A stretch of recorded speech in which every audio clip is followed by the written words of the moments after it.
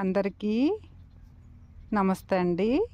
RDS అంటే ఏంటి అని మీకు డౌట్ రావచ్చు. వరి పొలంలో వరి కోయక మునిపే మనము ఈ విధంగా విత్తనాలను చల్లుకుంటాం. ఇప్పుడు ఇందులో వరి కోత అయిపోయింది.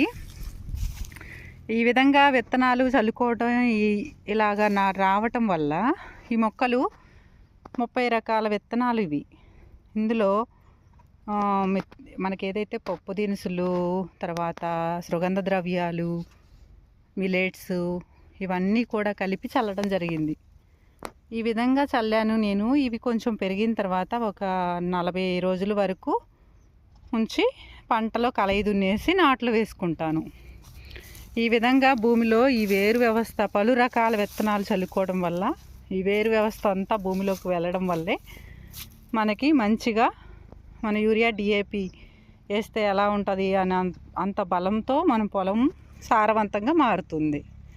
రైతుకు చాలా తక్కువ ఖర్చుతో ఈ విధంగా నవధాన్యాలు చల్లుకొని మన పొలంలో చల్లుకొని ఇలా మొక్కలుగా అయిన తర్వాత అంటే ఆ వేరు వ్యవస్థ పలు రకాల మొక్కలకు ఒక్కొక్క మొక్కకి ఒక్కొక్క రకమైన సూక్ష్మజీవులు అట్రాక్ట్ అవుతాయి.